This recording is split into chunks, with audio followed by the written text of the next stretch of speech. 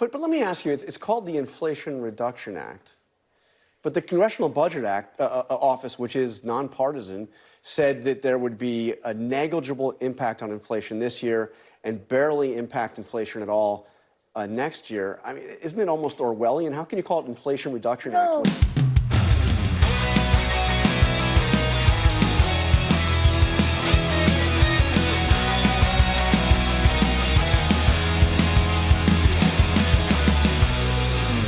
Welcome to the Bald Brad Show.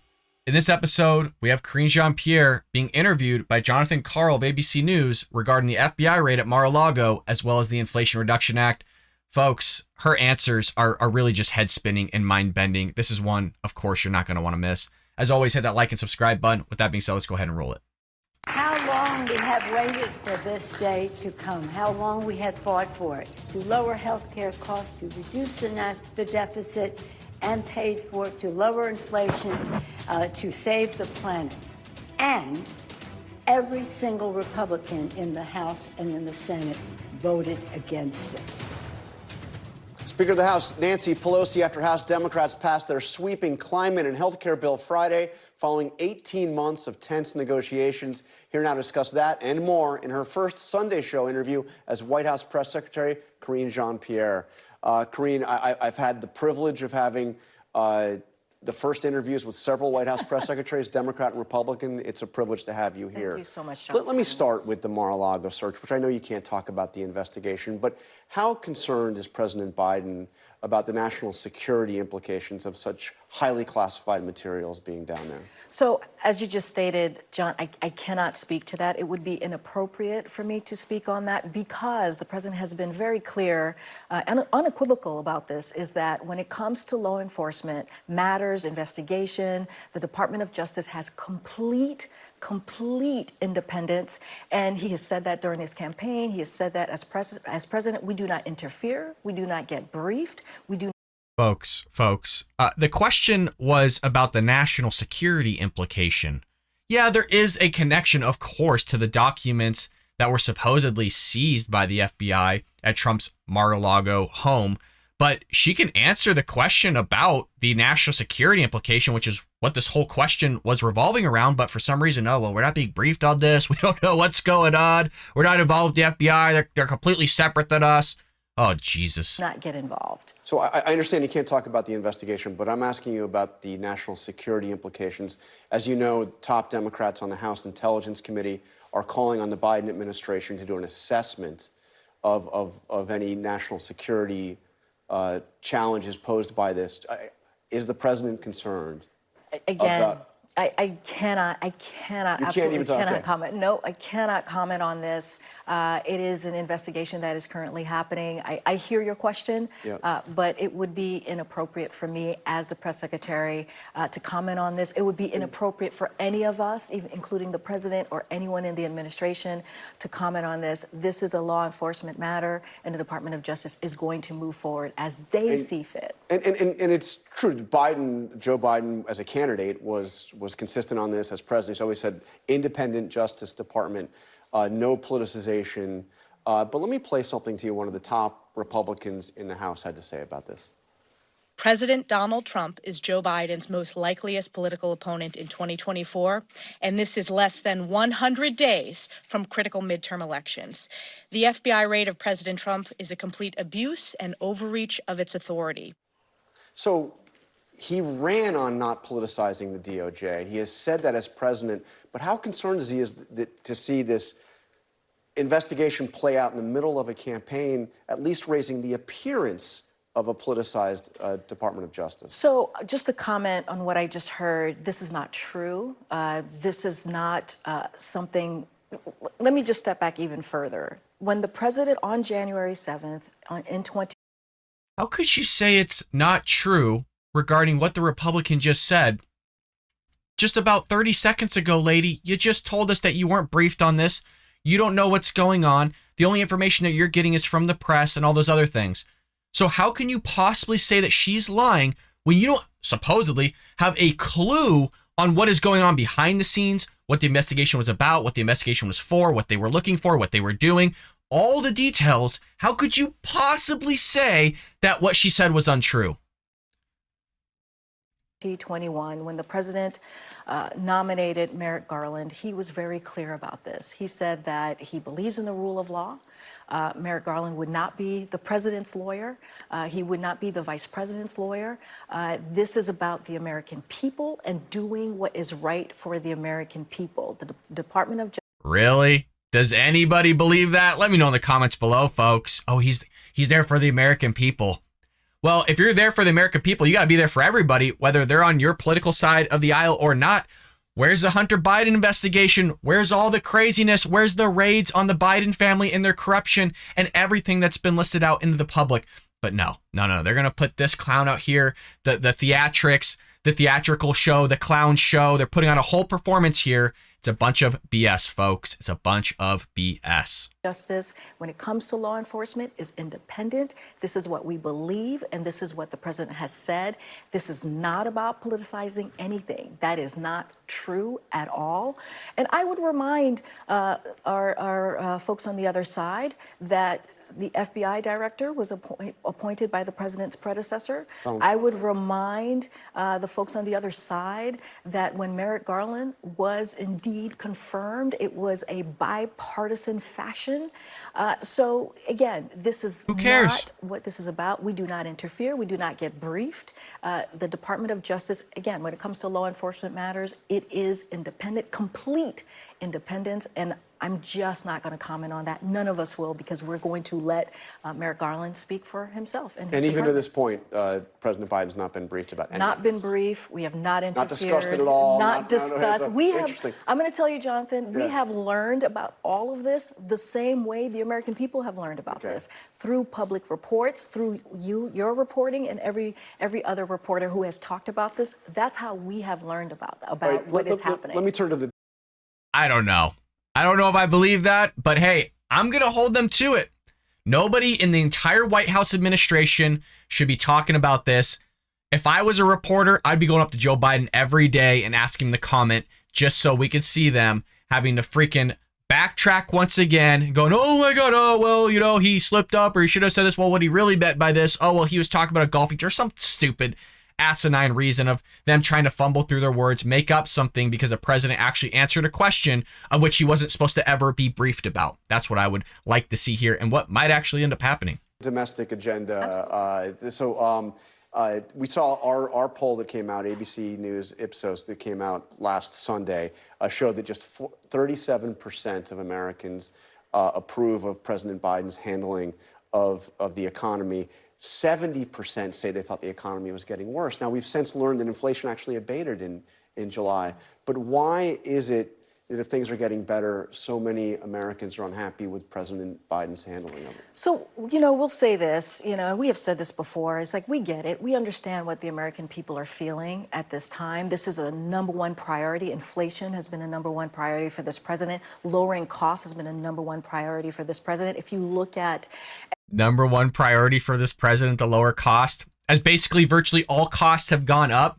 So if it's your number one priority and you're doing a very shitty job of curbing that number one priority, it just shows you this guy's not equipped to be president. It just shows you this guy shouldn't be in this position. It just shows you what Democrats are willing to vote for and do to this country just so they can have a power grab. Mind blowing. But as you can see here on the screen, probably going to talk about gas prices going down and just kind of running with that when it wasn't their fault. It was all Putin's fault. It was the oil companies. It was the gas stations. Everybody else's fault. But now they're going to try and take credit here, I'm sure, of gas prices falling consecutively throughout the summer. Every day this summer, we saw gas prices go down by more than $1, saving Americans about a little bit more than $100 a month. That matters, and that is because partly of the work that this president has done. You just mentioned how inflation abated. You look at the CPI data last month in July, 0% of inflation. And so that is the work that we will.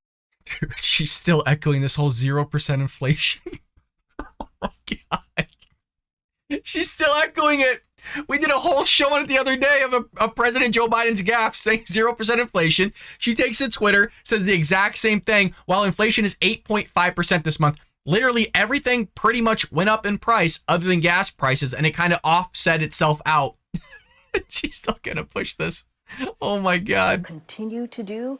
And if you look at, I know we're about to talk about what Congress did, what Democrats in Congress did with this Inflation Reduction Act, the work of this president. This president, when he announced back in 2019, he wanted to make sure that he led with his conviction on what is needed for the American people, making sure that we build this economy from the bottom up and the middle out. Do not leave anyone behind. And you see that anti-inflation bill, you see that it's going to lower costs for Americans. Prescription drugs. Sorry, I can't keep pausing it, folks, but did she just say, did she say that he led with conviction? That's his answer. I can't hold it together. This is so crazy. She looked into the camera and was like, he led with conviction. Oh.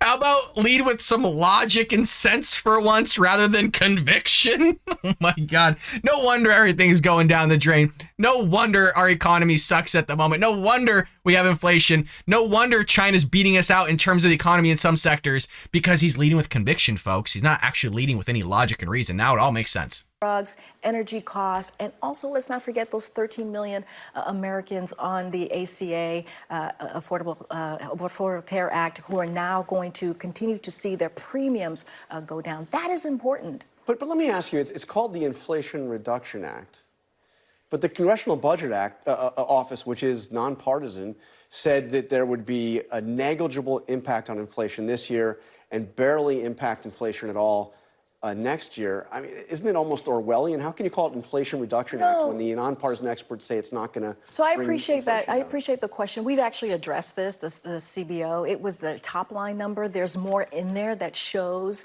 that it will have the money remember how we're doing this too. It's making sure that billionaires in corporate America are paying their fair share, making sure that that the tax code is a little bit more fair. And so when you do that, when you put it in its totality, you will see that it will bring down, lower the deficit, which will help fight inflation. Look, here's the thing. What the hell is she talking about? We got a lot of people watching this show. Hundreds. Anybody want to let me know what the hell are you talking about, Karine? If you saw me looking around, I was looking for what the hell she was talking about. Couldn't find it. Jesus. I mean, talk about BSing through a question. Holy crap. We have 126 economists, both Republicans, both Democrats, who have said it's going to fight inflation. We have 5 former Secretary of the Treasury. Well, there's more to it. It's just, it was the way that Republicans. Well, I can't even do the straight face.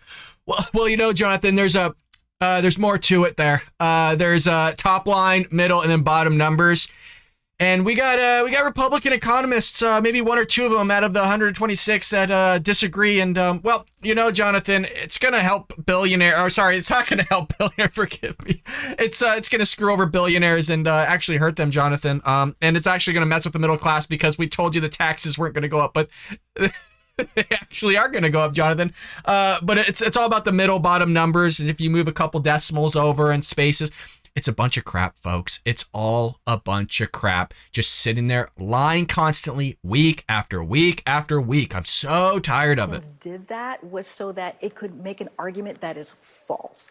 It is going to fight inflation. It has been proven. It has been said by economists across the board on the Republican side and the Democrat side as well. So before you go, you've seen a lot of Democrats raise, or at least some Democrats in elected office, say that Joe Biden shouldn't run for re-election, that it's time for younger, newer leadership. I'm not going to ask you if he's going to run, because he's already said that he's going to run, barring something. He intends to run. But let me ask you, this was a Maureen Dowd column on last Sunday, where she said that he shouldn't run, but made this point. I thought this was interesting. Usually being a lame duck weakens you, but in Biden's case, it could strengthen him. We live in a Washington where people too often put power over principle. So many Republicans have behaved grotesquely out of a fear Trump will turn on them. So the act of leaving could elevate Biden, freeing him from typical re-election pressures, so his team could do what they really thought was right rather than what was politically expedient. So let me just ask you very quickly, and we really are out of time, but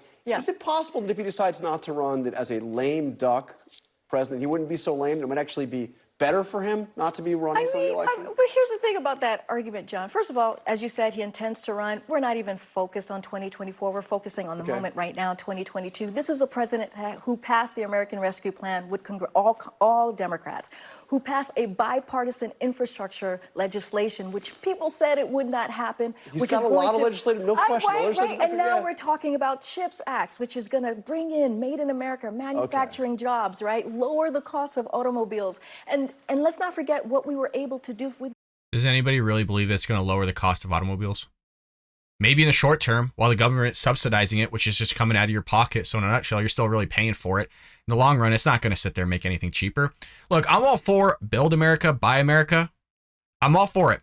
But to say that it's going to make things cheaper when you got these chips can be built in Taiwan for half the cost, I don't know, folks. I find it hard to believe that that's going to drive our vehicles to be lower in cost. I just don't think it's going to happen. For veterans, right, which is our obligation. The president believes he has an obligation to veterans, and now you have this anti-inflation bill. That is more legislation, historic legislation, than I would argue, many would argue, since LBJ. That matters. That matters for the American people. Karine Jean-Pierre, thank you very much. Thank you so much. Jesus, folks, let me know what you think about all this in the comments below. It is crazy. It is baffling, mind-bending, all the above. The lack of answering questions consistently, and if she is going to answer it and spin it, she's going to lie about it and just push all these things that they've done, but they don't want to talk about how it's going to hurt the economy. They're not going to talk about how it's going to hurt Americans. Still going after the 1%, the billionaires like Bernie Sanders wanted. All the while, they're going to go after middle-class Americans as well through increasing your taxes. They're going to hire 87,000 new IRS agents, but it's okay, folks. You're supposed to believe them and trust them that they're not going to come after you, just middle Americans, the middle class. They're not going to come after you, whether it's now or in the future. No. You're supposed to believe everything they're going to say. They don't want to limit your guns. They don't want to limit the Second Amendment. All the while, the Democrats in the House passed this semi-automatic limiting of certain firearms ban. So, they're not going to, they're so gaslighting everything. It is mind-blowing. Oh, the Inflation Reduction Act. Oh, it's going to decrease inflation. It's going to help with it. Turns out it's not going to do it. We don't want to remove your guns. Turns out they want to remove your guns. Oh, we want to help with illegal immigration. We don't like it. Oh, well, we got massive illegal immigration. Oh, we don't like Putin. We don't like Russia. Although while they put in these sanctions and everything that haven't really even taken effect, they're not really doing much on Russia. Yeah, their economy's taking a hit somewhere, but you're just giving him a lot of power in terms of oil. He's still doing fine in that regard. He's still making a buck. So all this stuff they're pushing and peddling, it's just sheer gaslighting. They suck. They don't need to run in 2024. We need a Republican in there to clean up everything that the Democrats have done. As always, folks, hit that like and subscribe button. I'll see you tomorrow here on The Paul Brad Show.